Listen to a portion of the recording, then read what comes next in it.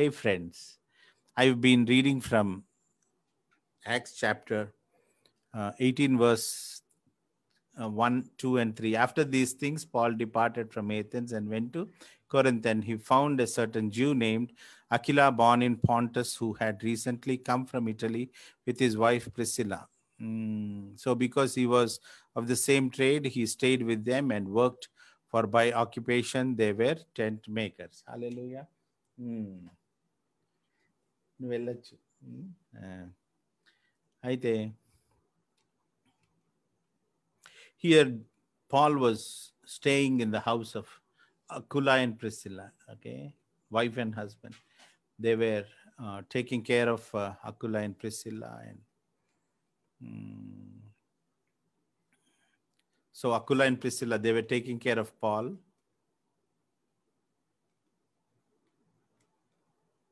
and Paul was enjoying their hospitality. About 4 or 5 places it is mentioned about Aquila and Priscilla in the Bible. They were given a high regard and recognition because they have taken care of Paul. Paul was going places, preaching, ministering, and certain places he was received, certain places he was humiliated and sent away and abused, and but Aquila and Priscilla were receiving him and taking good care of him, and he was staying in their house. And Paul, along with Aquila and Priscilla, was making tents. That was their profession. And do you know Paul also was making tent? I'll tell you what a tent is. Tent is not the ones where people live, the big ones where it is used as a house. It's not about those tents. These tents which Paul was making was not the huge tents which people live. Jews used to have a small cap on their head. Even now they use small cap on their head. That is called a tent. So Paul was making those tents. Perhaps even when he was in the prison, he was making those tents. And wherever he was going, he was making those tents.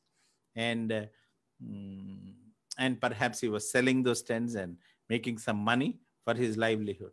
Is it not a good idea to make such tents? We can also make some small things and sell and then get some livelihood.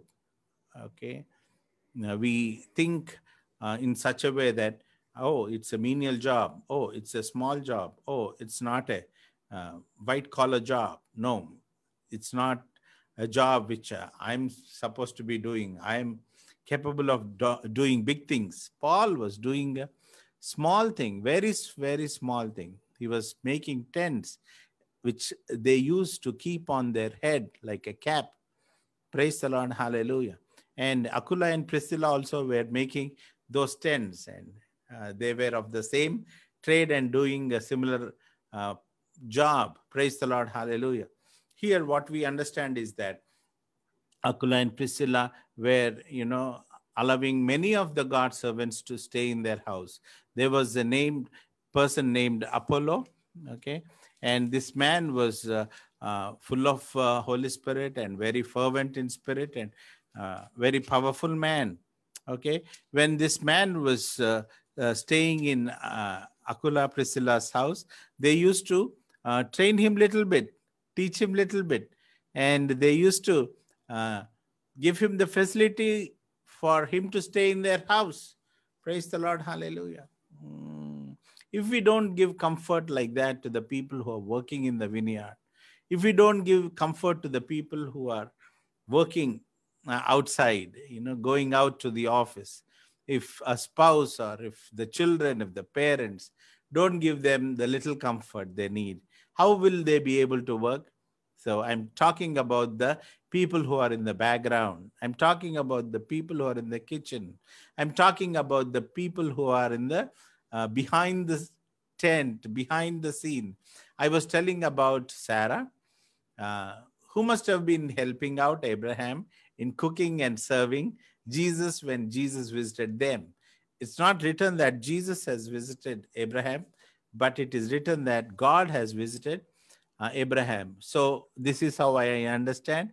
This is how I meditate, that it is written that God has visited Abraham, and it must have been.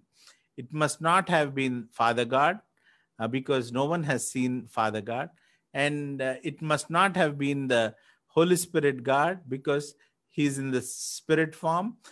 I am thinking that it must have been Jesus who visited Abraham, because he is the only one who had a physical form. Praise the Lord. Hallelujah. Right? So Jesus has visited Abraham, and Abraham has cut a small calf, and then he served Jesus, and a few others must have been there eating along with Jesus, and Abraham was giving hospitality. Now, who was behind this hospitality program? I think Sarah must have been behind the hospitality program, where Abraham is offering all kinds of food to the Lord. And Sarah must have been preparing all the food, behind the curtain, behind the tent, or somewhere, uh, uh, somewhere else, not at the place where they were eating, somewhere behind. She must have been cooking all of the food, preparing all of the food, and Abraham must have been serving. Nobody must have seen what Sarah was doing. But you know what? Jesus has observed that all the food was coming from the hands of Sarah. It was Sarah who was preparing all the food. Hallelujah. Jesus knew this. And when he was going from the place, when he was leaving the place, he perhaps stood up and said, "Hey, Sarah, where are you? Come. Come." He called Sarah and he said, "I want to bless you with a blessing, such a blessing. Oh, that, whatever impossible thing is there in your life, that you don't have children, you'll begin to have children." Praise the Lord. Hallelujah. You will have a son by this time next year. And this impossible thing is going to become possible in your life, because you were at the background and serving. You are at the background and preparing food. You are at the background and doing everything. Hallelujah. Are you also like that, being in the background and helping your husband?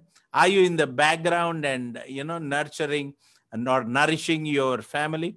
Are you in the background in your office that, so much of work you are able to deliver? Are you in the background that nobody is noticing you? Are you in the background of ministry that you are helping the preachers preach? You are helping the musicians play. You are serving somebody with a cup of tea, serving somebody with water. Are you in that stage? Are you in the background? Then this is the moment God is telling that He's going to bless you for what you have been doing behind the scene. Hallelujah. This is the moment God wants to bless us. Have we been working hard, unrecognized, without anybody thanking us or appreciating the good hard work which we have been doing in our life? This is the time that God wants to repay for all the sacrifice you have taken in your life, all the pain you have taken in your life, all the hard work you have been doing unnoticed and nobody has seen it, but yet God's sight, God's eye has fallen upon your hard work and your sacrifice, and this is the moment God wants to bless you. Are you all there? Praise the Lord. Hallelujah. This is the message God is giving to us this evening, right? Here we see in Romans chapter 10, verse 14 and 15, we see that how can anybody believe in Jesus or believe in God when they are not being told about the gospel? And how can anyone go with the gospel when they are not being sent? Hallelujah. If you are able to go with the gospel, that's fine. Even if you are not able to go with the gospel, you will be surely in a position that you can send somebody. It's easier task to send somebody. Praise the Lord. Hallelujah. So you take the responsibility of sending somebody. If you are equipping me, if you are strengthening my hands, if you are supporting me, if you are supporting your pastor with your offering and some of the money which you have, you are giving to your pastor, and he is being blessed and is able to continue with his job, then you are responsible for sending somebody with the gospel to the people who do not know the gospel. Praise the Lord. Hallelujah. Then you are doing the right job, and it is time that God is going to recognize it and is going to reward you. Praise the Lord. Are you all there? Praise the Lord. Hallelujah. So this is the moment that if you have been in the background and not being rewarded, not being understood, what you're doing is a fruitful work or not. And so many doubts we might be having that, the hard work we are putting in, is it worthwhile? Is it all that, useful for others, that I am working so hard? You will feel like that because because you are not being recognized or appreciated for the work you are doing. Hallelujah. Now is the moment God is observing. God wants to reward you for all the hard work you are doing and you have been doing. May God bless this message.